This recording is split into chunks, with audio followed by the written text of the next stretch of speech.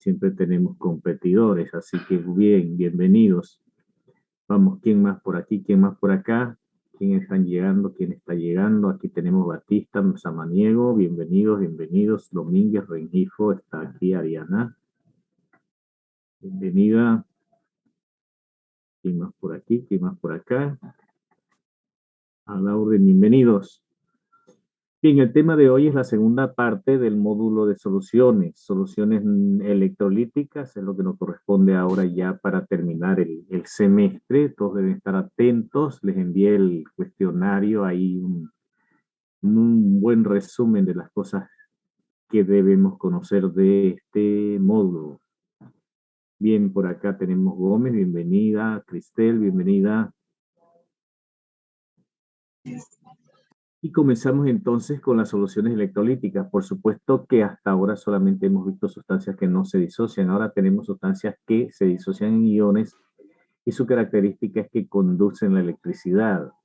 Se conocen como electrolitos. Aquí tenemos con mucha capacidad de disociarse ácidos inorgánicos, las bases y las sales. Estamos hablando de ácidos inorgánicos como ácido nítrico, ácido cianhídrico, ácido sulfúrico, ¿verdad? Son ácidos fuertes. Aunque los ácidos débiles también se disocian, pues hay que tratarlos con una ligera diferencia. Aunque son electrolitos, se conocen como electrolitos débiles. También son buenos, excelentes electrolitos las bases y las sales. Las sales de esos ácidos débiles, o sea que el ácido débil se disocia poco, una base débil se disocia poco, convirtiéndolo en su sal se convierte en un tremendo electrolito. Entonces la característica de estas soluciones es que conducen la electricidad. Y ahora vamos a definir qué es la conducción de la electricidad. Ahora, tratamos aparte este tema de las soluciones electrolíticas porque ya todo lo que hemos visto con respecto a las propiedades coligativas van a tener que ser corregidas. Se dice aquí que las propiedades coligativas entonces presentan características anómalas. Hemos visto 4 propiedades coligativas y a esas es las que vamos a corregir. Antes teníamos una ecuación de proporcionalidad directa, ¿verdad? Entre el descenso, el aumento de las temperaturas y la disminución de la presión de vapor. Además que vimos también la presión osmótica. Bueno, todos ellos van a tener que recibir ahora un factor de corrección que va a estar fundamentado en el número de partículas en que la molécula se disocia. Ese es el criterio por el cual comenzamos, que fue Van Hoff el que lo abordó. Recuerden que Van Hoff propuso la ecuación de el gas ideal como una analogía para la presión osmótica. Este es entonces una introducción, ya sabemos qué es un electrolito. Ahora vamos a ver qué es la electrolisis. La electrolisis es la ruptura del agua por la presencia de electrones que tratan de alcanzar algún lugar, algún conductor, algún medio por el cual puedan viajar. Generalmente todo se dice que baja a tierra, ¿verdad? Baja a tierra, un lugar enorme donde los electrones pueden satisfacer sus necesidades, encontrar iones con los cuales combinarse, encontrar uh, eh, otros elementos y combinarse. Entonces, la electrolisis produce esta división del agua, esta fragmentación del agua cuando una corriente fluye a través de ella. Recuerden que el agua pura se considera que no puede conducir la electricidad porque en teoría pues no hay iones disociados. Sabemos que eso es 10 a la menos 14 el producto de hidrógeno por hidroxilo, menos, ¿verdad? Esa es una cantidad muy pequeña. Nosotros vamos a considerar entonces cómo ocurre ese transporte de electrones a través de los iones que quedan disueltos en la solución. Recuerden que son electrolitos.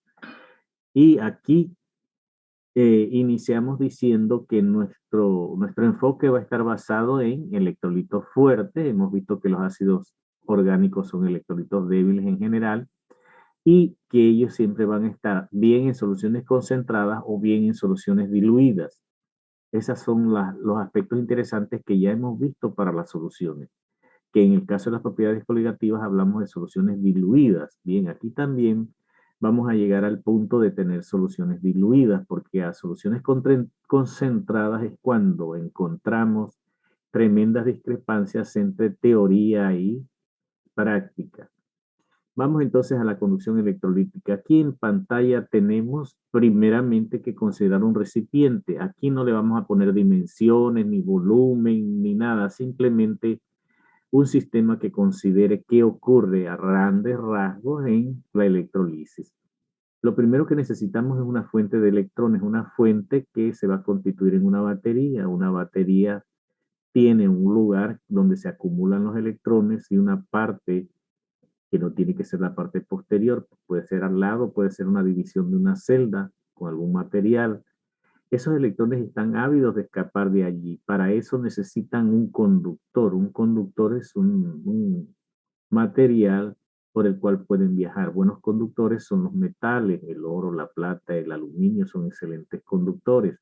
Sin embargo, todos los conductores tienen una resistencia al flujo de electrones, por eso se calientan y si el flujo de electrones es excesivo con respecto al tamaño del conductor, el diámetro del conductor, por ejemplo, la longitud del conductor, se calentarán y pueden producir fuego, pueden conducir a producir incendios.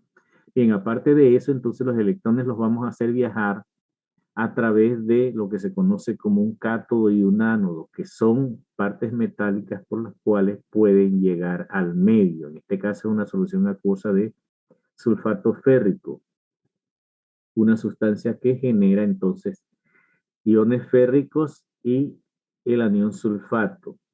El hierro queda con 3 cargas positivas y el sulfato se supone que migra con sus electrones. Y a la izquierda tenemos entonces la parte metálica que va a servir de puente entre los iones, los aniones y los cationes disueltos en el agua. Hay un problema entonces grave aquí y por eso el nombre de electrolisis, porque resulta que el sulfato no está dispuesto a ceder sus electrones a la barra que está carente de carga. La diferencia entre el positivo y el negativo lo que significa es que hay un lugar donde hay muchísimos electrones confinados, agrupados, y una parte positiva donde no hay, donde ellos pueden ir porque, como siempre, donde no hay, pues hay lugar. Así que tratan de viajar hacia allá. Esa diferencia entre positivo y negativo se llama voltaje. Eso también se llama diferencia de potencial, potencial positivo y negativo. Entonces los electrones decíamos que viajan. Los cátodos y los ánodos deben ser sustancias que no participan de la reacción. Son, se dice, inertes desde el punto de vista químico, son inertes. El platino, pues, siguiéndole al oro y a la plata, es el más, probablemente el más inerte que podamos utilizar en estos casos porque no participa. Así que, de todas maneras, los cationes van a tratar de migrar hacia el cátodo que tiene cargas negativas. Eso porque las cargas opuestas se atraen. Y lo mismo va a suceder con el hierro, perdón, con el sulfato. Va a tratar de ir hacia el ánodo con carga positiva. Las cargas opuestas entonces van a buscar sus lados correspondientes.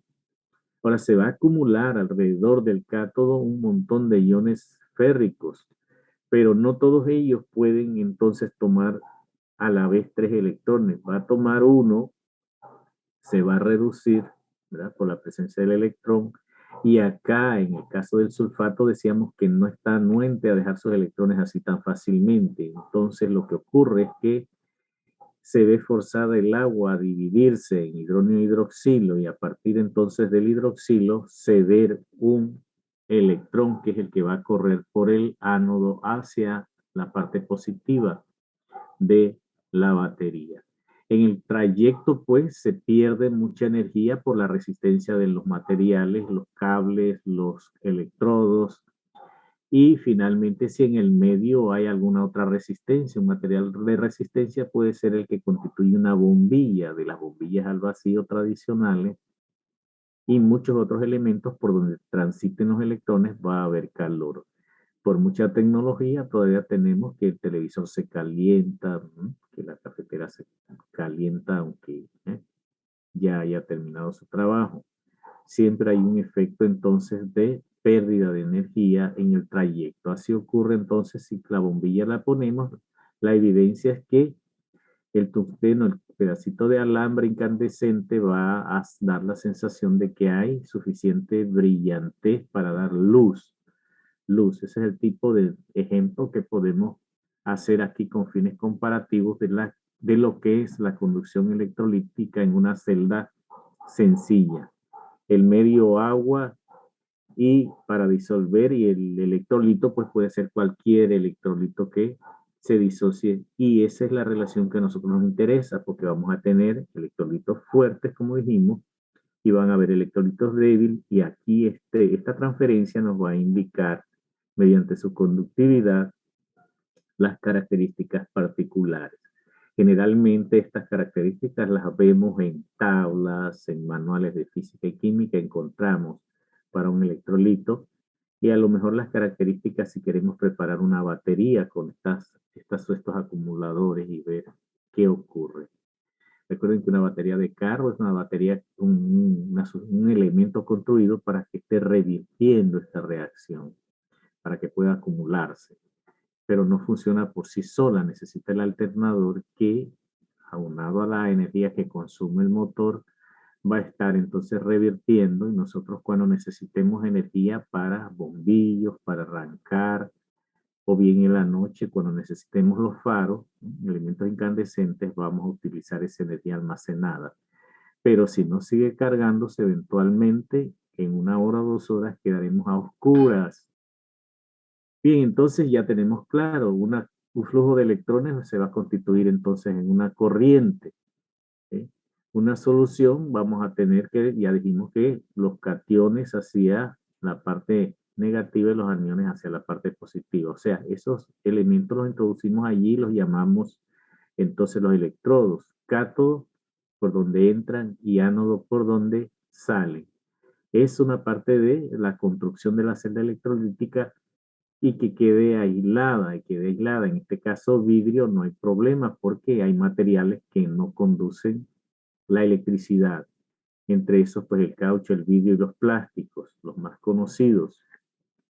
La madera seca, hay que hacer excepciones con la madera, porque la madera húmeda tiene muchos electrolitos y no funciona. Tiene que ser completamente seca para que le dé algún apoyo, lo más disponible que está en el caso de un problema de haber una electrocución. Y decíamos entonces que el ánodo, los electrones son removidos de las especies químicas en solución y continúan por la parte externa del circuito, quiere decir por los conductores, por los alambres en la mayoría de los casos. Entonces aquí vemos una gráfica, hierro más 3 se reduce a hierro más 2 porque captura un electrón. Esa es la situación en la que queda entonces este catión. ¿Qué tenemos? Decíamos que el agua entonces se ve obligada, es la más fácil, la que paga las consecuencias, se disocia, y la parte que nos interesa es que al hidroxilo, que va con carga negativa, y porque hay una pequeña carga disociada en el agua pura, aunque sea insignificante, y da por resultado entonces la cesión de ese electrón que va a seguir camino hacia la parte positiva de la batería. Esto por convención, puede ser que se utilice en otro lugar otra convención, pero nosotros vamos a asumir que los electrones viajan en la dirección hacia el ánodo y hacia la parte positiva de la batería que tiene deficiencia de electrones.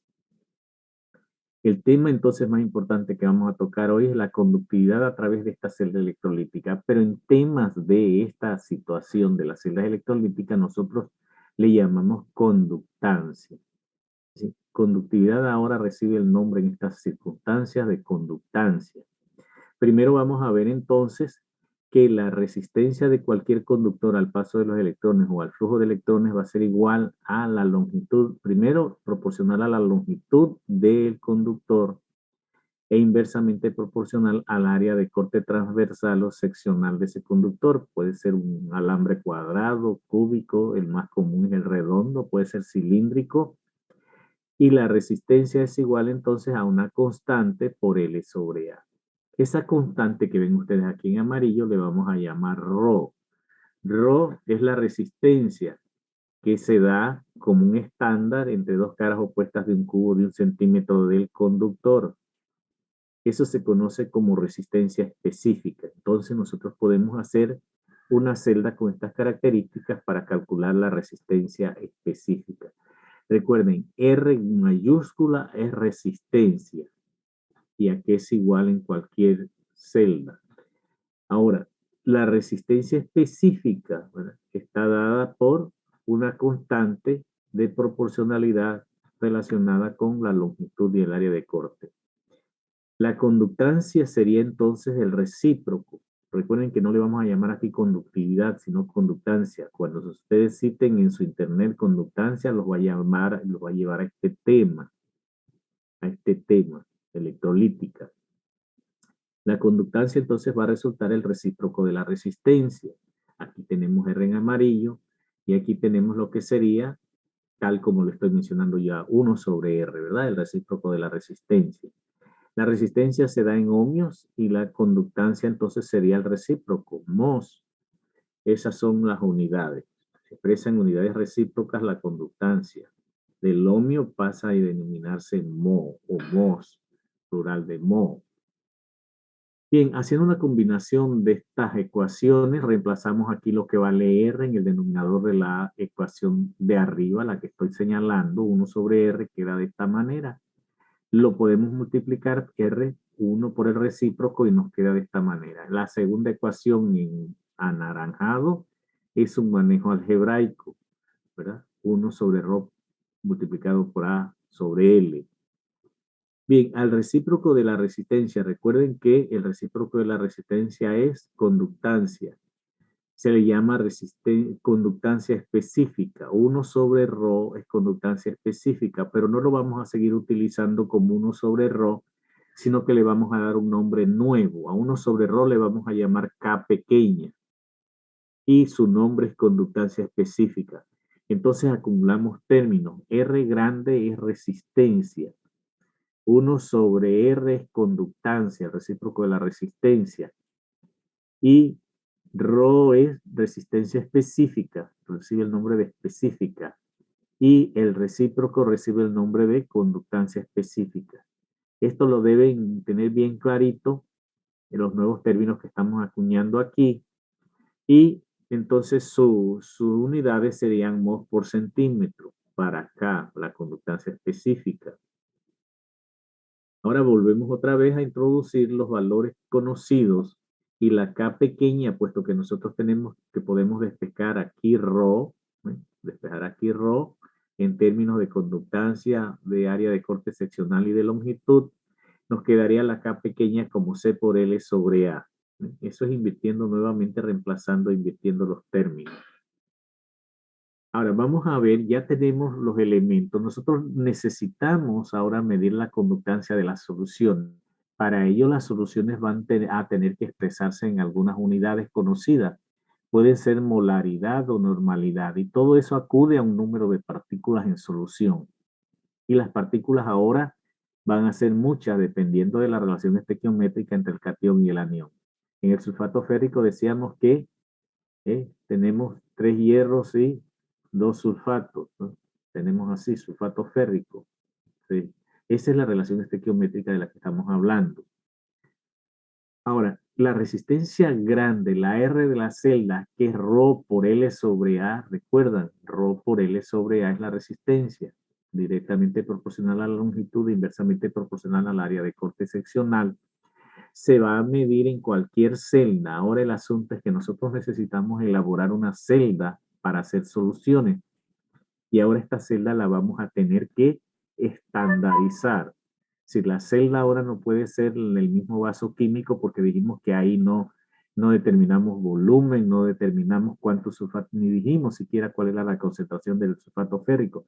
Bien, ahora sí vamos a tener que usar una unidad de referencia de concentración. Algunas veces encuentran ustedes esto en molaridad, a algunos les conviene hablar de moles por litro. Aquí nosotros vamos a hablar de equivalencias, equivalentes por litro, en vez de moles por litro, de equivalentes por litro. Volviendo entonces a aclarar, la resistencia R, que es la mayúscula, Rho por L sobre A, se puede determinar con un puente de Winston. Simplemente un puente de Winston nos ayuda a poder calcular esa resistencia. Eso está claro. Estamos tratando de estandarizar una celda. Y para ello necesitamos R. ¿Cuál es la forma más sencilla? Pues poner entre los electrodos, entre todo lo que conduce la electricidad, esa resistencia, para descontarla entonces de lo que realmente permite la transferencia a través del conductor.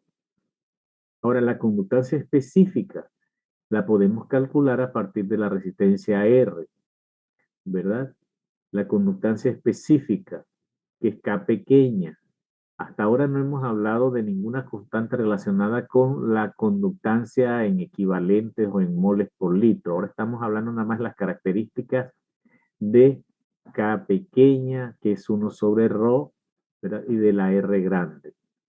Bien, la conductancia específica entonces se calcula a partir de la resistencia o bien de la conductancia C, usando las ecuaciones que ya hemos, cuando hablamos de las ecuaciones correspondientes en las que ya hemos visto.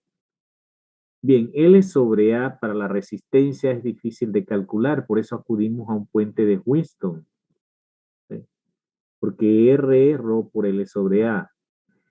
Bien, entonces la conductancia específica se puede describir en términos de la K grande. ¿Qué es K grande? La constante del puente de Winston para una celda en particular. Yo diseño mi celda, el volumen que va a contener, generalmente litros, ¿no? Porque es una unidad de volumen para los equivalentes o para la molaridad.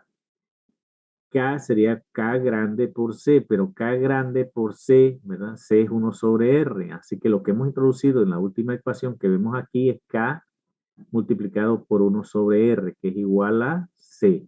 Si hay alguna pregunta hasta aquí, si los confundí, si parece que no tiene fundamento lo que estamos razonando, estamos sustituyendo simplemente lo conocido. Y para K, recuerden que K es el recíproco de la resistencia específica, 1 sobre Rho. Así que hemos determinado la K de la celda. Hay una cosa importante, estamos calibrando una celda. Puede también suceder que usted compre una celda y el fabricante en su literatura le va a proporcionar. Ya él hizo la calibración, ya le dio el puente de Winston, porque esta celda va a venir con sus electrodos, el cátodo y el ánodo, y un recipiente para contener determinado volumen. Aquí tenemos un puente de Winston y lo que hacemos es 4 resistencias, 3 de valores conocidos y una que podemos desplazar hasta compensar las otras resistencias y eso se va a convertir entonces en la resistencia desconocida, en recuperar el valor de la incógnita. La resistencia sería entonces X, la de la celda. Bien, ya hemos visto lo que es conductancia específica. ¿Recuerdan qué es conductancia específica? Bien, conductancia específica es K pequeña. Ahora, la conductancia equivalente la vamos a hacer suponiendo que yo tengo una celda y pongo una solución que contiene un estándar. Lo vamos a utilizar como estándar, una solución de cloruro de potasio 0.1 normal, también conocida como 0.1 de mal, 1 decímetro cúbico por litro. Hay que recordar también que para apreciaciones sencillas, molaridad y normalidad, ¿verdad? Molaridad y molalidad, perdón, se encuentran en el infinito.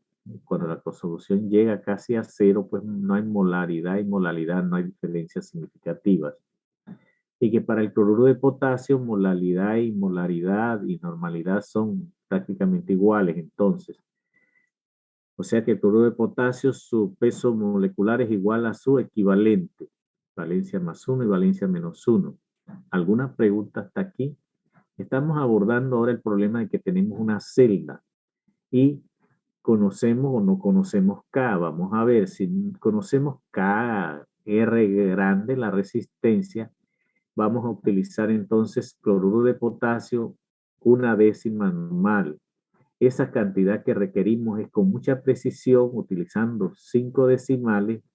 Vamos a pesar entonces 7.45263 gramos de cloruro de potasio. Ustedes lo pueden hacer calculan el peso molecular del cloruro de potasio, 74.5 gramos por mol, y entonces el décimo de eso sería 7.45, aproximadamente 7.45. Miren la precisión con lo que hay, con la forma en lo que hay que hacerlo. En miligramos de agua. Recuerden que esto es molal, pero que en el infinito a esta concentración ya prácticamente va a ser igual si lo llamamos normalidad. Estamos claros, en este caso particular del cloruro de potasio, molaridad y normalidad, las soluciones diluidas prácticamente son iguales. ¿Eh? Y la definición de molaridad es moles por kilogramo de disolvente. Aquí tenemos 0.1 mol por 1 kilogramo de agua. ¿Sí? Cualquier cosa, entonces, recuerden, esto no es necesario ya hacerlo porque en la literatura ustedes encuentran para muchas soluciones su conductancia específica. En el caso de cloruro de potasio, ¿sí? El cloruro de potasio es conocido por eso, porque se utiliza para calibrar celdas que yo fabrico, que otro fabricante allá, cualquier proveedor de material científico.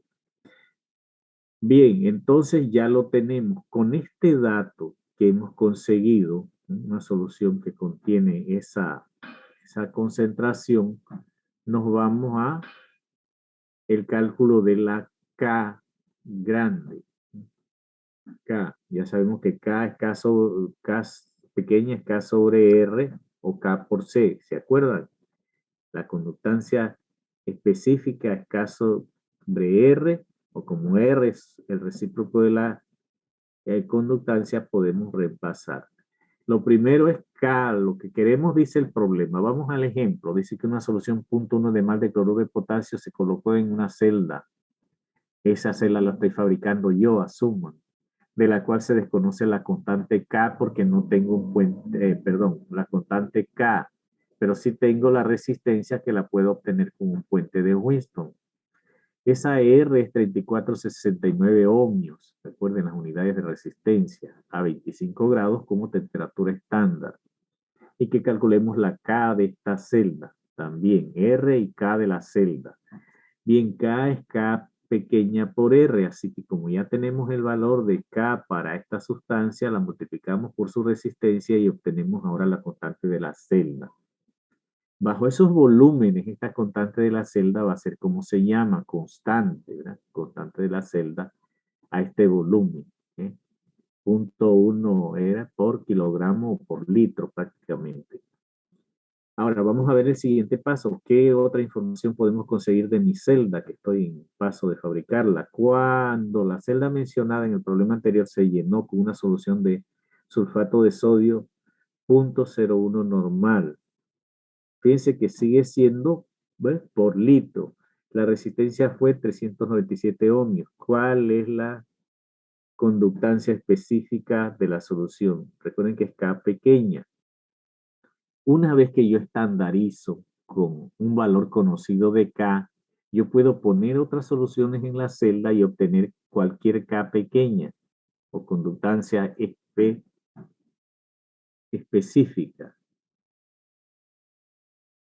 Así obtengo la K para esta nueva solución, 1.12 por 10 a la menos 3 mol por centímetro. ¿Alguna pregunta hasta aquí? Estamos llenando los requisitos para estandarizar nuestra celda. Ya prácticamente la tenemos porque ya podemos hacer K específica. Ahora vamos a ver que cualquier solución entonces se puede poner en esta celda a la misma concentración que implica el mismo número de partículas en solución y comparar sus conductancias. En este caso, si es un equivalente, punto un equivalente, su conductancia equivalente. También hay personas que les gusta trabajar con molaridad en vez de trabajar con conductancia en moles por equivalente, como el número de equivalentes, perdón, por litro, también puede trabajar con moles. Es decir, que en la literatura no se extrañen que también alguien prefiera trabajar con molaridad en vez de normalidad. Bien, entonces, en el caso de las soluciones no electrolíticas, nosotros vimos que prácticamente las 4 propiedades coligativas a una concentración era idéntica porque dependía del número de partículas en solución. Van Hoff encontró que había que imprimirle o introducirle factores de corrección a todas las ecuaciones de proporcionalidad que nosotros habíamos visto. ¿Ve? Eso es lo que aplica ahora. Él dijo, bueno, a ese factor de corrección, bueno, él no lo dijo, pero se acuñó el término a su favor, se le llamó factor I de Van Hoff. Y tenemos las correcciones entonces para las cuatro propiedades coligativas. Se va a introducir un factor de corrección. Sí, aquí lo que se ha de hecho es dividir, ¿no? Delta TF sobre delta TF sub 0, delta T sobre delta TB a 0, quiere decir que serían a diluciones infinitas. ¿Qué más podemos decir entonces? ¿Qué generalización hizo Van Hoff en su tiempo? Él dijo que el factor de Van Hoff iba a ser igual a 1 para soluciones no electrolíticas, 2 para soluciones en que el electrolito se disociara en 2 iones, 3 para electrolitos que se disociaran en 3 iones y 4 para electrolitos que se disociaran en 4 iones. Aquí tenemos los ejemplos para cada uno. Eso no es hoy día exactamente tal como él lo dijo, o hubo que hacer correcciones porque esto era demasiado teórico. En la práctica resulta que hay algunas diferencias. Aquí se hace lo que se ha encontrado y lo que parecía ser para el cloruro de calcio, que es 3 iones en solución, tenemos que ir, como él propuso, se aproximaba a 3, pero este es por un trabajo en la solución diluida, cuando se diluye. Recuerden que esta es la dilución infinita, 0, en la intersección en el eje de las Y. Para el cloruro de sodio se aproximaba mayormente a 2, que era lo esperado en su propuesta teórica. Y para la sacarosa, que es un no electrolito, los no electrolitos no se le pone, pero se asume que el factor de Van Hoff es igual a la unidad. Hasta aquí hay alguna pregunta. Esa fue pues un postulado de él. Y van a encontrar ustedes que no se extrañen que en la literatura no sea exactamente para todos los electrolitos así, 2 o 3 o 4. La intensificación entonces de las desviaciones, la corrección necesaria para la desviación.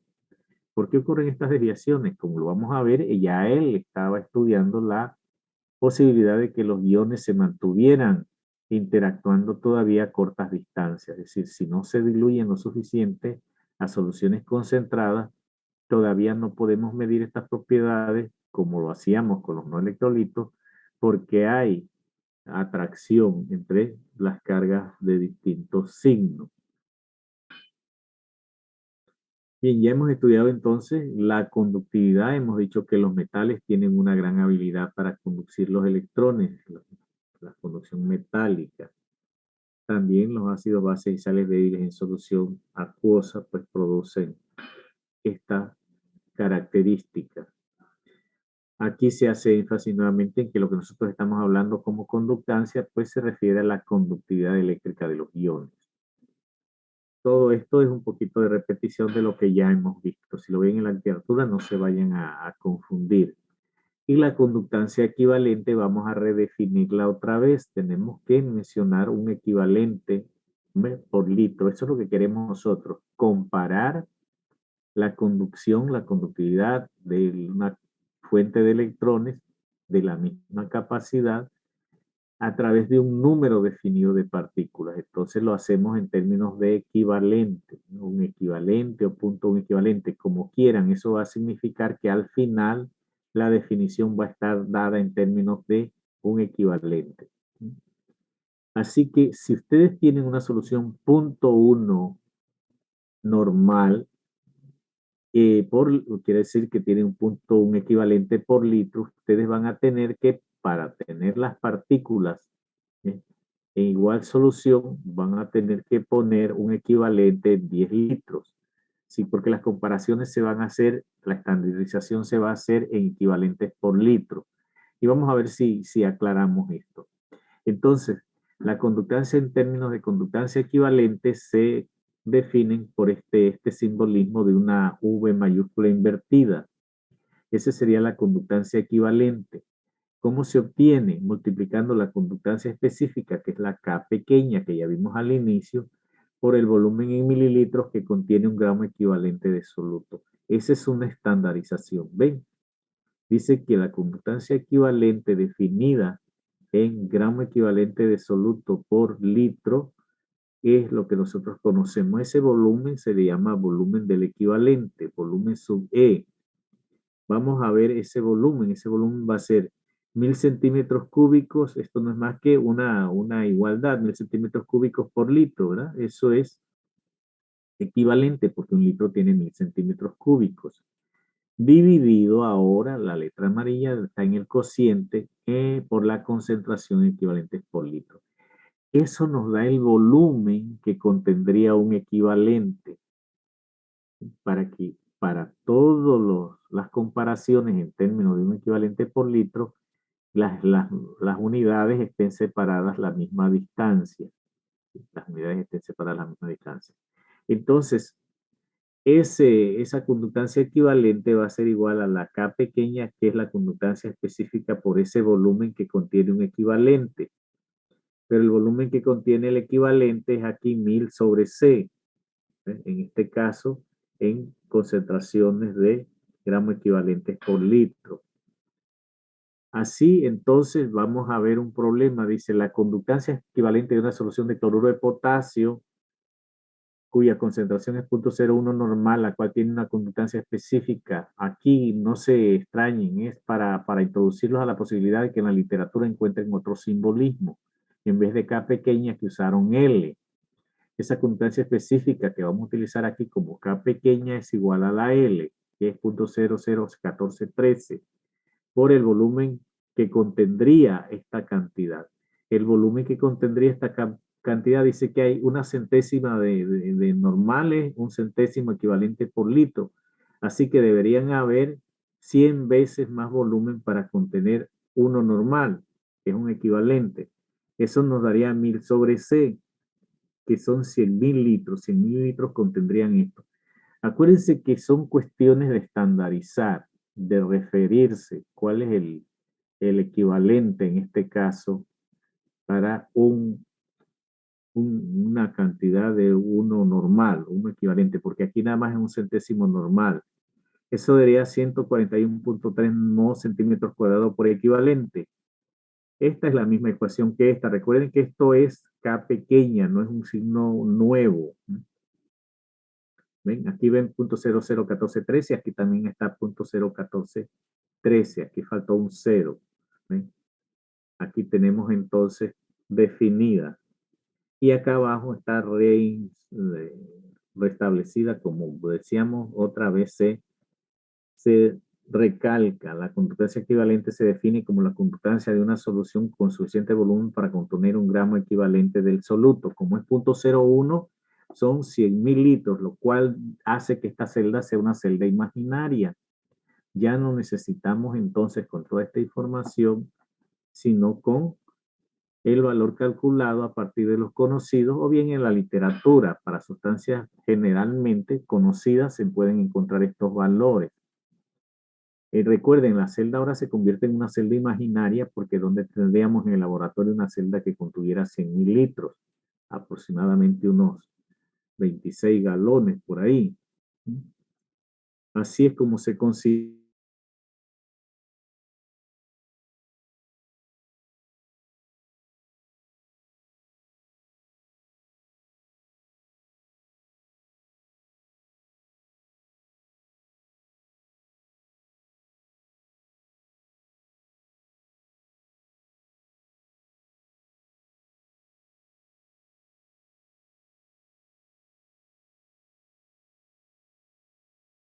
Si hay alguna inquietud, si hay algo que fue muy rápido.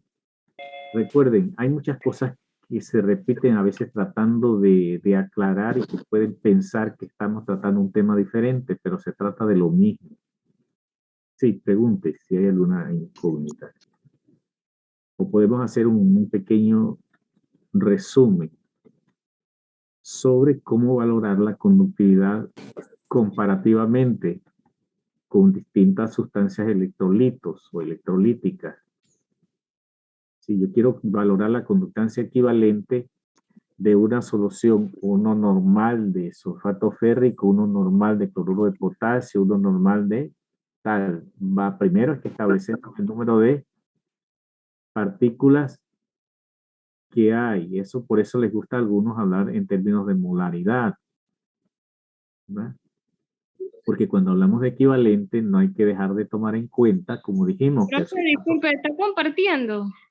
A ver, sí, no estoy compartiendo. Aquí estamos compartiendo.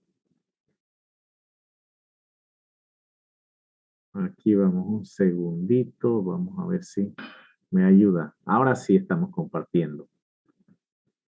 Como no, sí decía que si hay alguna pregunta y que íbamos a hacer un pequeño resumen para ver si no los he enredado, confundido con, parece tantos términos nuevos, pero es que se están repitiendo. Tratando de hacer los ejemplos, se están repitiendo.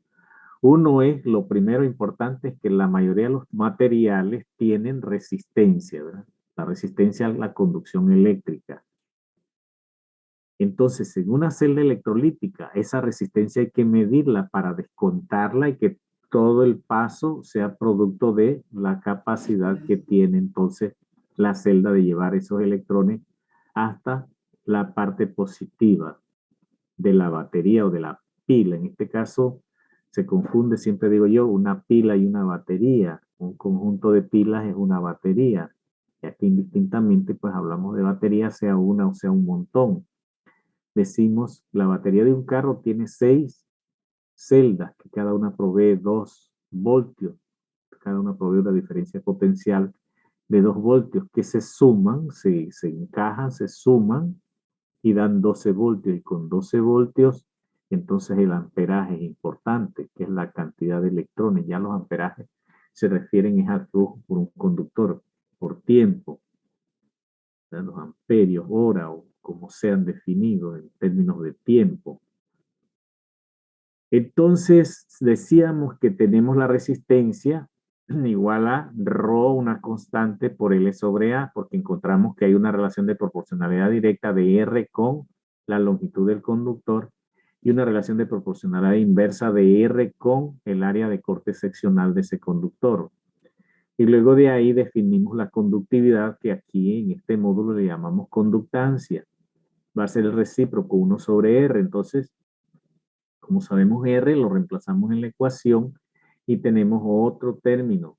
Ahora de allí surge la constante de la celda y la resistencia entre los electrodos de la celda. La resistencia a los electrodos se puede calcular con un puente de Wheatstone o se le da el fabricante de la celda. Él también puede darle la constante de la celda. Pero ya con estos elementos conocidos, conocemos la conductancia específica y la resistencia, podemos calcular la K de la celda, que va a ser un valor para siempre. ¿Sí? Y así entonces hicimos algunos ejemplos.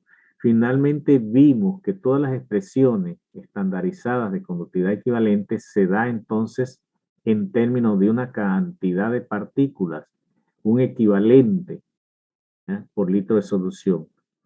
Bueno, entonces si tenemos una solución 0.01, ese equivalente ya no va a estar en 1 litro, va a estar en 100.000 litros, porque apenas si está en una centésima. Aquí la teoría es de que las partículas deben estar para fines comparativos a la misma distancia en el agua, separadas a la misma distancia. Si son en molaridad no hay problema porque se está tratando de un número de partículas para todos, moles. En el caso de normalidad debe tomarse en cuenta si es cloruro de sodio, nada más son 2 partículas. Contra el sulfato férrico, en el equivalente allá serían, ¿verdad? 2 contra 3 partículas. Serían 5 partículas contra 2, 5 en total contra 2. Bienvenida, Maciel. Ese es lo que hemos visto hasta ahora. Por eso la última ecuación que vemos en pantalla se refiere a eso. A que esa celda que contenga un equivalente la vamos a tener que en teoría multiplicar para hacerla igual a la contención de cualquier otra sustancia al mismo equivalente. Ven, aquí tenemos la constancia equivalente otra vez. Aquí en el módulo se repite otra vez el concepto ese de la conductancia equivalente por la expresión esta que está aquí, donde C es la concentración. Miren, si una solución es 0.1 normal en concentración, pero entonces debe tener 10 litros para poder contener un equivalente, porque aquí nada más hay 0.1 equivalente en 1 litro. Y la definición dice que debe tener 1. Si queremos el mismo número de partículas, debemos ponerla ahora en 100 o 1000 veces más, ¿verdad? Litros. En este caso, 1000 veces mayor. Eso es lo que quiero que se resalte aquí. Aquí hay otro ejemplito muy sencillito sobre la conductancia equivalente. Una solución punto normal de un medicamento. Aquí se da entonces la conductancia. La constante de la celda, eso ya lo debemos dejar establecido cuando vamos a usar la celda que me compré, me compraron o que yo pude hacer midiendo la resistencia con un puente de Wheaton que está accesible en un laboratorio de química o de física.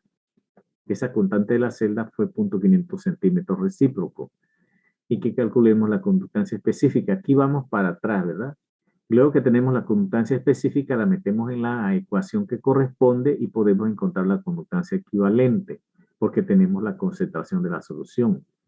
La solución punto normal tiene una K de 0.0563 admitida. Y la resistencia, entonces K grande por C, que es la K de la celda por la conductancia equivalente. Eso es lo que buscamos, la conductancia equivalente. Cuando habla de equivalente es porque tiene un equivalente, tiene equivalente. Aquí es 0.1 normal, es 0.1 equivalente en 1 litro. Sería un equivalente en 10 litros. Es que es 1000 sobre 1. Es verdad, 1000 sobre 0.1. 10 litros. Y tenemos el resultado. Ven que estamos haciendo más ejercicios. Ahora, perdón, vamos a ver entonces cómo comparamos conductancia equivalente de electrolitos fuertes y electrolitos débiles. Esto fue en realidad el mayor problema que se encontró en el enfoque que se le dio a la conductancia equivalente, ya que los electrolitos débiles tienen muy poca conductividad porque se disocian muy poco, pero a medida que se diluyen esa conductividad aumenta rápida, tremendamente, porque el número de iones que participa por unidad de volumen en la conductividad de los electrones es mucho, mucho mayor, va rápidamente creciendo. Importante, esto se refiere siempre a la diferencia entre electrolitos fuertes y electrolitos débiles y las diluciones. Aquí tenemos la conductancia equivalente, una tabla que encuentran en cualquier libro de físico-química, en la literatura encuentran esta misma tabla porque se hizo para comparar ácido clorhídrico, cloruro de sodio y ácido acético particularmente. Recuerden, estos tres son electrolitos fuertes, el cloruro de sodio, el ácido clorhídrico y el fenobarbital sódico, que es una sal del ácido barbitúrico o del barbital. Barbital sódico, un tremendo electrolito que tiene la conductancia equivalente a dilución infinita o a cero concentración normal. Y acá tenemos para el ácido clorhídrico, pero el ácido clorhídrico tiene una tremenda conductividad, así que recuerden, esta tabla, hay que hacer la observación de que esta tabla, para no hacerla 3 o 4 veces más larga, más para arriba, más para abajo, entonces se continuó después de 140 equivalentes, encuentran ustedes que la tabla continúa en 320 hasta 440. Y para la conductancia equivalente del ácido clorhídrico de dilución infinita, ustedes la van a extrapolar a la derecha, que es la misma escala. Sería como 435, por aquí 430. Eso lo vamos a ver porque eso se da en la literatura. Se encuentra en la literatura. Y el efecto que queremos hacer notar aquí es para el ácido acético, que es el único electrolito débil que tenemos presente aquí en esta gráfica, en esta solución. Ácido acético, hasta una concentración, recuerden que es la raíz de la concentración, que es lo que se grafica aquí, hasta 20 por allí, no hay un cambio significativo en dilución, en el aporte, en el transporte de los electrones. Pero cuando llega a 40 por ahí, se desplaza rápidamente, se convierte en un tremendo conductor que no se puede entonces determinar en la gráfica al infinito cuál es su conductancia equivalente. Ven, con estos electrolitos débiles, entonces vino el aporte de Arrhenius, que dijo que la conductancia equivalente de los iones se podía sumar en las moléculas y que era práctico para el cálculo de la conductancia equivalente a dilución infinita de una molécula. Ven, en las tablas pueden encontrar esto, más nutrida, más grande. Aquí tenemos para los que hemos mencionado, ácido clorhídrico, ácido acético, cloruro de sodio, cloruro de potasio, ioduro de sodio, ioduro de potasio y acetato de sodio. Para acá, los fines comparativos es con el ácido acético, que es el electrolito débil. Bien, a dilución infinita se ha encontrado que es 390.6. Esto se puede hacer, como decíamos, con el concepto ese de que los electrolitos pueden tener su propia conductancia. Por ejemplo, la conductancia equivalente a dilución infinita va a ser la conductancia equivalente del catión a dilución infinita más la conductancia equivalente del anión a dilución infinita. Muy sencilla para los electrolitos univalentes. ¿Ven? Conductancia sub cero es conductancia equivalente a dilución infinita. Vamos entonces aquí a aplicar este concepto. Por ejemplo, decíamos que el ácido acético es muy difícil calcular su intersección en el eje de las Y de su conductancia equivalente a dilución infinita. Entonces, pues se propuso que la conductancia equivalente de él va a ser la conductancia de un conocido, de un electrolito fuerte como el ácido clorhídrico, más la conductancia equivalente del acetato de sodio, que es otro electrolito fuerte. Pero como la conductancia equivalente del ácido clorhídrico involucra un ion que no tiene el ácido acético, en este caso el ácido acético no tiene cloro, entonces va a haber que restárselo en otra molécula. En el caso de la conductancia equivalente del acetato de sodio, también tiene un ion que no posee el acetato, el ácido acético. Así que también va a haber que descontárselo. En términos de los iones, el que cumpliría con estos requisitos es el cloruro de sodio, que tiene un sodio y un cloro. ¿Ven? De esta manera, entonces, vamos a sumar la conductancia equivalente a dilución infinita del ácido clorhídrico que vimos en la literatura, más la conductancia equivalente a dilución infinita del acetato de sodio que vimos en la literatura, menos la conductancia equivalente de los iones que se han tomado en cuenta acá para descontarlo. Conductancia equivalente del cloruro de sodio, que es lo mismo que escribirlo en términos ion a ion. Iones a iones sería la expresión de el fondo de la presentación, de la última que está aquí. Del hidronio, del cloro, más sodio, más acetato, menos sodio más cloro.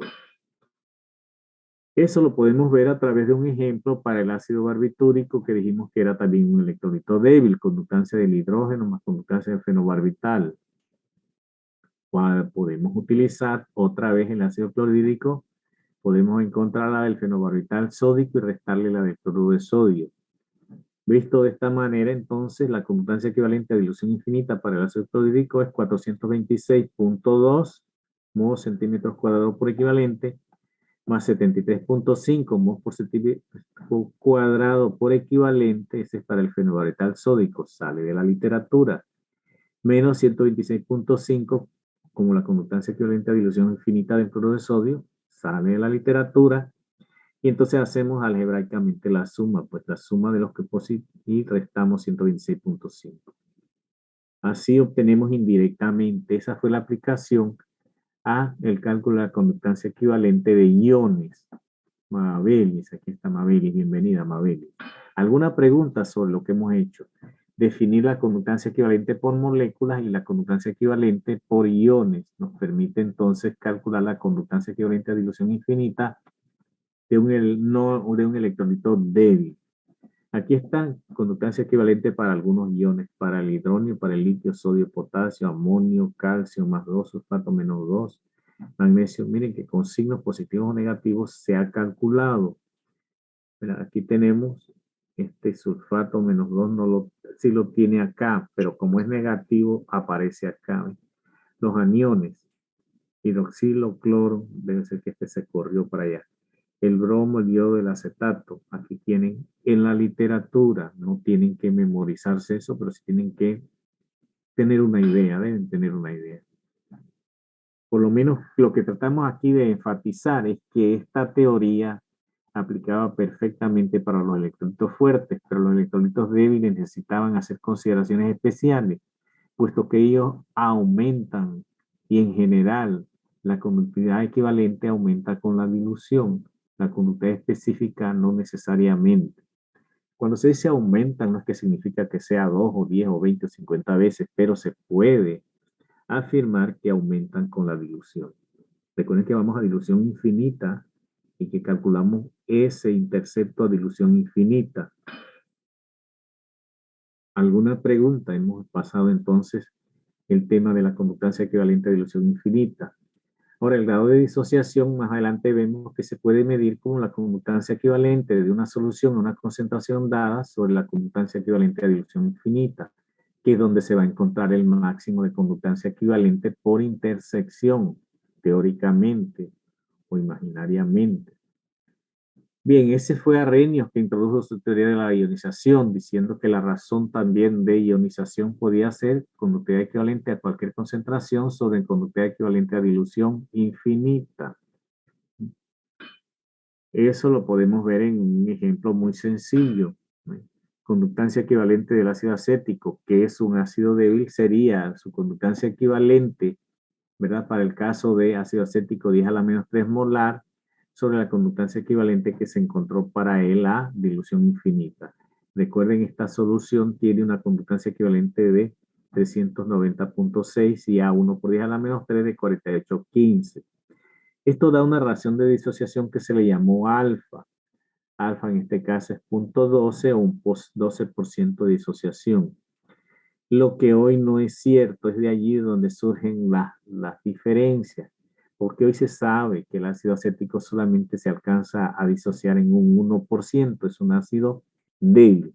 Y el ácido acético lo vamos a ver tantas veces porque es un ácido que se estudió, un ácido modelo, un ácido manejable, un ácido poco tóxico en soluciones diluidas, sí es irritante a soluciones concentradas, pero nadie permite que, a menos que sea en una cámara de dispensación, una cámara, mantener un ácido como ese que se vaporiza a temperatura ambiente. No tan grande, pero suficiente para ser irritante. Bien, el grado de disociación también se puede calcular usando el factor de Van Hoff. Dice que el grado de disociación es I, que es el número en que los iones se disocian, menos 1, y el factor de Van Hoff. Nu es el número de iones en que la molécula se disocia.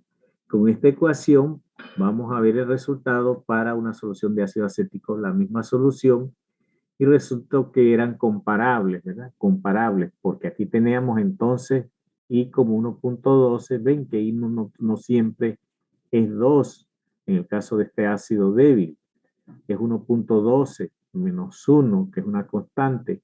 En el denominador tenemos Nu, el número de iones en que el ácido acético se puede disociar, que son 2 iones, el acetato y el hidróneo. 2 menos 1, así que el denominador queda como 1.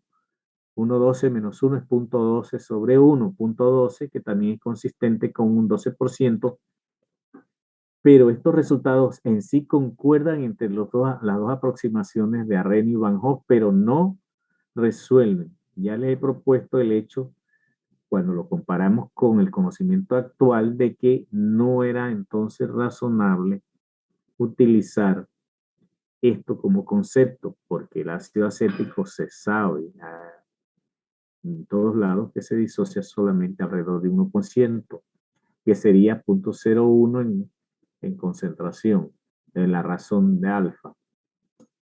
Bien, entonces aquí vamos a hacer énfasis en que se introduce el factor de Van Hoff en todas las ecuaciones de las propiedades coligativas. Para el delta P, que sería el cambio, la disminución de la presión de vapor por la presencia de un soluto no volátil, lo ponemos aquí y ya recuerdan de dónde salió 0.018 para agua. Para agua, este es entonces 0.018, que es 1 sobre 55.5, multiplicado por su molaridad. Y de ahí todas las ecuaciones correspondientes van a incluirse aquí para hacer énfasis iniciando la I, el factor de Van Hoff, que propuso 2, 3, 4, pero que sabemos que ahora no se comporta exactamente en esos factores, 1, 2, 3, 4, 1 para no electrolitos. Ahora, el tema que sigue es tratar de encontrar algunas consideraciones que hacen que las ecuaciones de Van Hoff y Arrhenius y Kohlrausch no funcionen para determinar el grado de disociación de electrolitos fuertes y electrolitos débiles simultáneamente. Todo esto es debido a las atracciones electrostáticas a medida que la solución se vuelve más concentrada y la diferencia a medida que la solución se vuelve más diluida. Entonces, más concentrada se vuelve menos eficiente en trasladar iones. A medida que se diluye, ocurre lo contrario. Se pensó entonces que una medida más efectiva, más eficiente de medir esa particularidad era considerar un término nuevo, que era la actividad como una medida de la concentración de un ion relacionada con su concentración efectiva. Es decir, ahora se consideraba dos cosas: la particularidad de capacitarse para trasladar iones y la concentración efectiva. Eso era lo que yo pesaba en una balanza y ponía en una solución, ¿verdad? Entonces, había una diferencia en general entre actividad y concentración. Para la mayoría de los iones, actividad y concentración no es igual. Para la mayoría de las moléculas, actividad y concentración no es igual.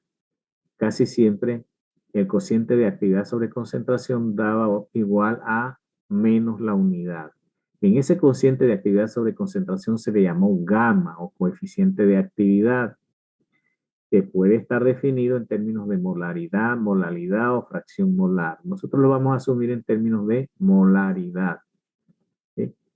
Y que, por supuesto, que es de esperarse que a medida que la solución se concentra, actividad y concentración sean diferentes por debajo de la unidad, que sería 0.7, 0.8, 0.9.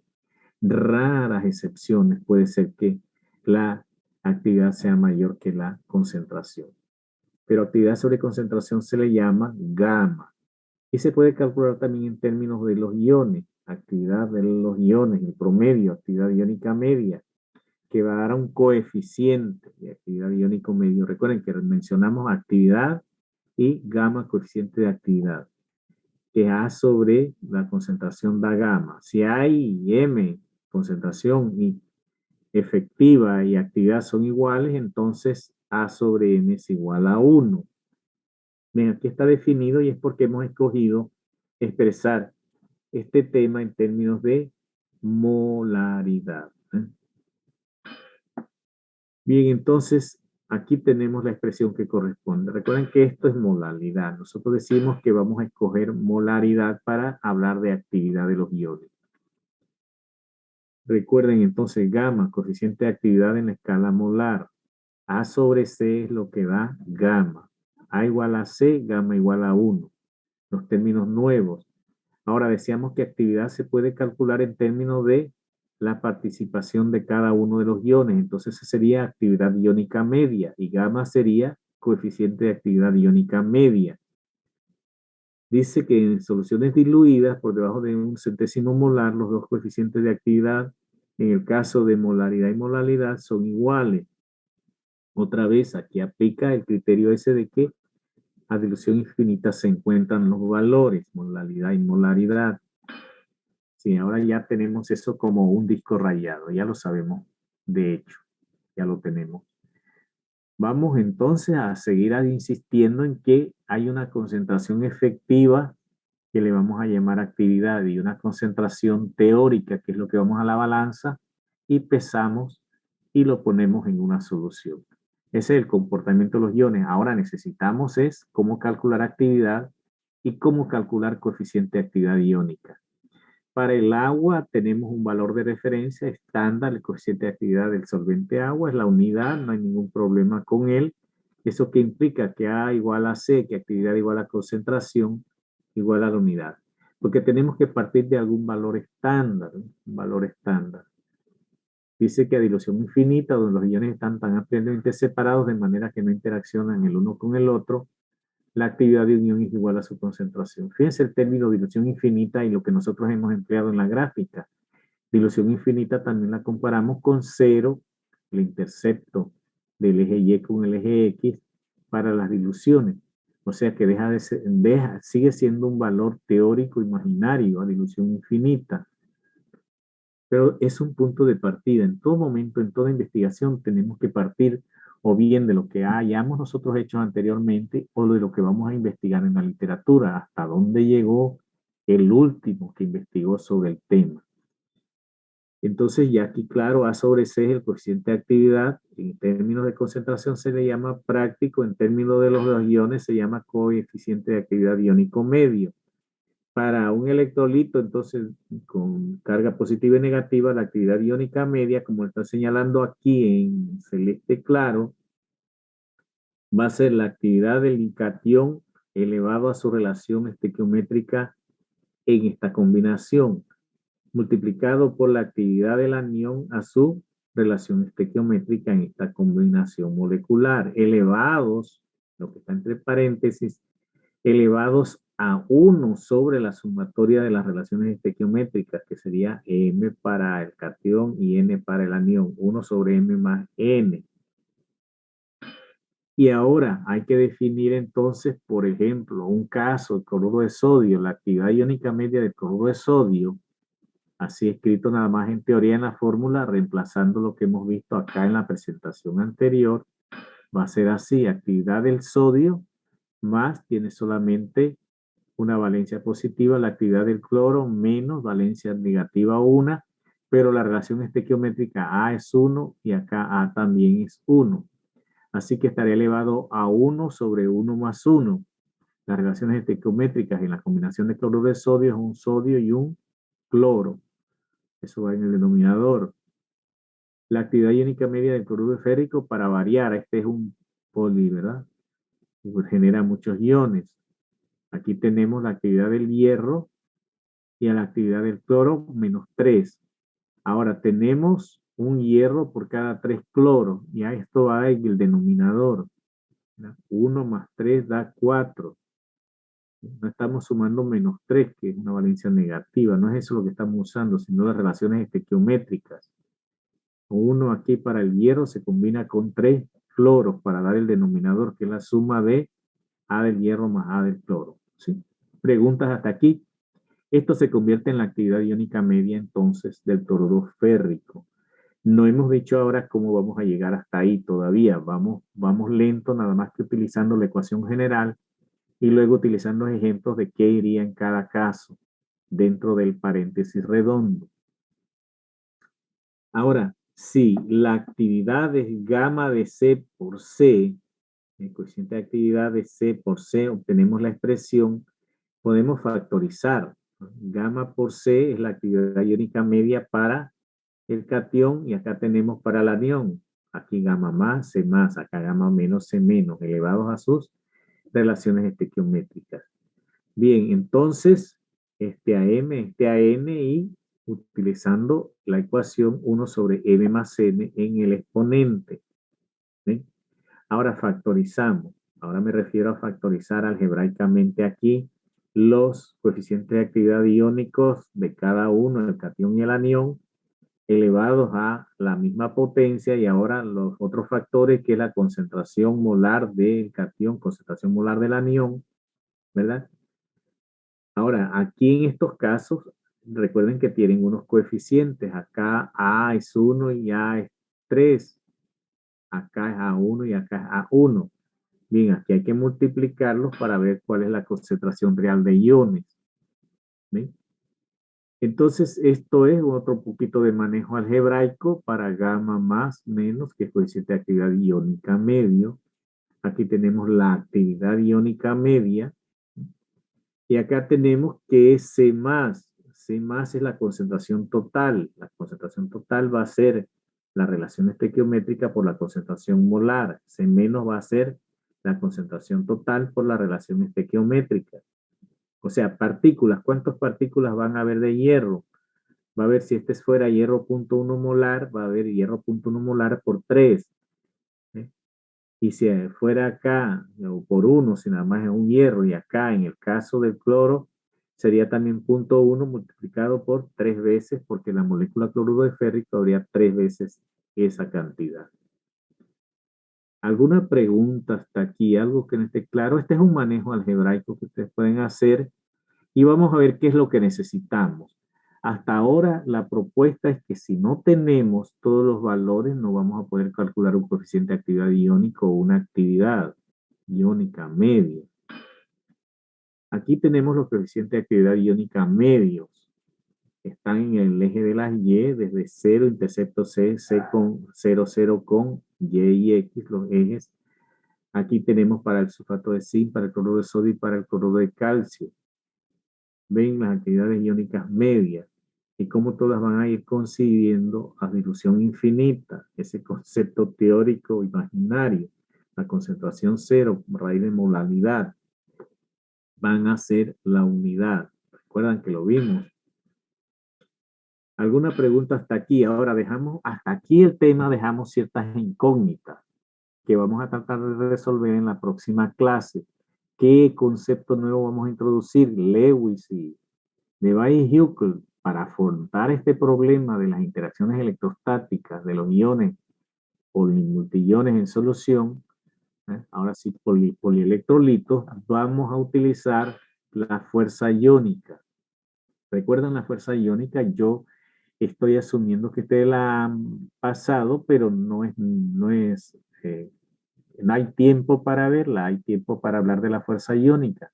Es una medida de la intensidad del campo eléctrico dentro de la solución. Ven, esto sí trató de resolver hasta hoy día el efecto de la interacción de los iones en soluciones que diríamos medianamente concentradas, porque las ecuaciones que derivan ahora van a funcionar dentro de cierto rango de concentración de electrolitos.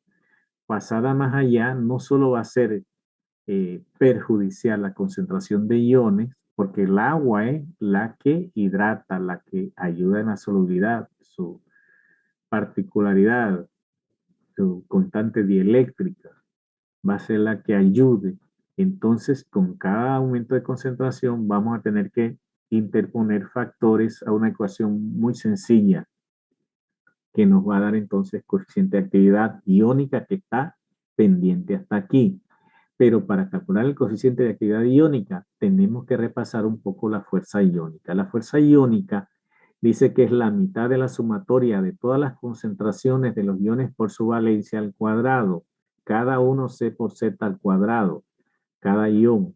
Ahora dividimos por 2 porque la valencia la estamos elevando al cuadrado. Es un ejercicio de compensación. Si le vamos al cuadrado, compensamos un poco para la fuerza iónica dividiendo por 2 o haciendo ese valor a la mitad. ¿Sí? Z representa la valencia del ion I. ¿Sí? Eso solamente en la ecuación, terminología, simbolismo. ¿Sí? Simbolismo. Otros pueden encontrar en vez de un medio, pues 0.5 la sumatoria, porque pueden multiplicar por 0.5. Es lo mismo que dividir por 2. ¿Alguna pregunta hasta aquí? ¿Ven qué emocionante hasta donde hemos llegado en el día de hoy? ¿Preguntas? Entonces lo dejamos aquí y continuamos en la última clase, recordar el examen presencial el día lunes en su hora correspondiente. Lo hubiéramos podido hacer en un solo horario, pero aparentemente por razones de aula, de la disponibilidad de aula. Cualquier cosa se las hago saber, pero hasta ahora es así como se los envié. Uno de 9 a 11 y otro de 11 a 1. Creo que eso es lo que está en efecto hasta ahora.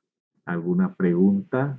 La Profe, teoría. Sí, dígame. profe, Dígame. es que quería hacerle como una consulta. Hable, como no estamos aquí. Eh, es que he hablado con la mayoría de mis compañeros, bueno, y entonces nosotros como que andamos pues mal en los parciales. Y solamente era como una sugerencia si usted nos podría pues como poner un trabajo adicional o tomar en cuenta el cuestionario para así poder ayudarnos. Es que la verdad nos preocupa y lo necesitamos.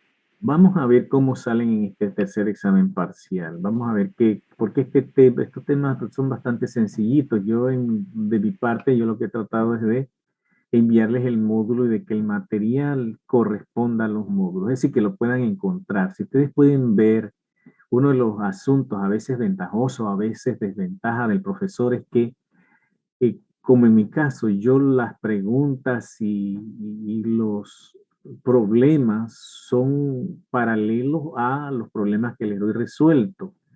Es decir, yo lo que también requiero es ver que están realizando un esfuerzo. Se lo digo porque estos son exámenes a libro abierto. Es decir, el que leyó la teoría, el que leyó o se preocupó por cotejar las preguntas con la teoría y luego recibe el examen, se da cuenta de que allí deben estar las respuestas. Ustedes pueden subrayar su módulo, ver qué es lo más importante. Y el problema con los trabajos es ese mismo, que el problema con los trabajos entonces encontramos con que la gente repite lo mismo y yo no puedo decir entonces este fue el que se copió, este no se copió o este no fue a la misma fuente informativa. He tenido casos en que simplemente hago una pregunta y si está en el módulo me mandan la misma respuesta, lo cual yo no puedo decir que no es así. Sí, entonces, o ponerle una cantidad que entonces el trabajo se convierta más en un defecto que en una ventaja. Yo lo que les digo es que presten atención al módulo, lo conozcan el módulo, sepan dónde está la información. Es decir, ni siquiera se les está pidiendo que sea una actividad memorística, sino más bien que una vez que estudian el módulo, hay una pregunta, yo sé el tema ese específico que me pregunta, aquí está en un apartado, aquí está la respuesta. Sí, a veces con las mismas palabras, la redacción de llenar espacios, la redacción del pareo es prácticamente lo mismo. Lo mismo sucede con los problemas. Los problemas, yo para facilitar, yo no les pido información sobre cómo se resuelve el problema. Pero el problema con los problemas también es eso, que es un examen a libro abierto y no escapa la posibilidad de que compartan información y yo tampoco eso nunca lo puedo saber.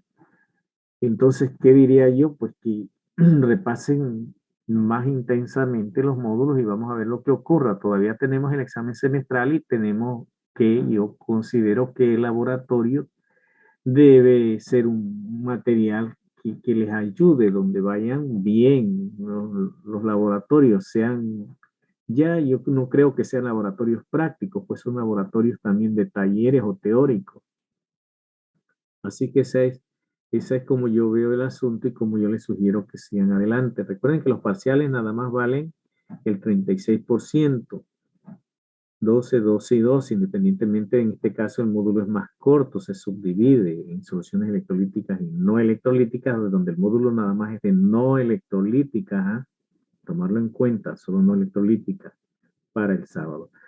Así que hagan eso, prepárense, no se quejen porque esta enseñanza virtual tiene muchos defectos. A veces parece que el profesor no trabajara porque todo lo hace virtualmente, pero yo estoy que no descanso del celular, del internet, de recibir informes, de a veces asistir presencialmente a comisiones o a preguntar cosas cara a cara para que me resuelvan. Así que sí estamos pendientes. Recuerde que tengo más de 120 estudiantes entre Veraguas, el vespertino y el matutino. Así que no es que me estoy quejando, pero es para que vean también desde acá cómo se funciona. Que algunos puede ser que no trabajen o trabajen menos.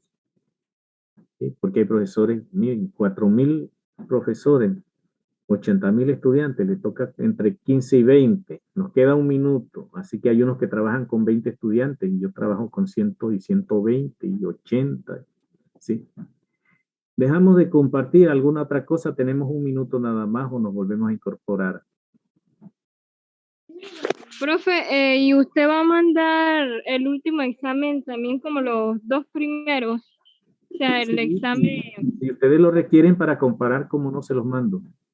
Sí, estaría bueno, profe. Bueno, cómo no, a la orden.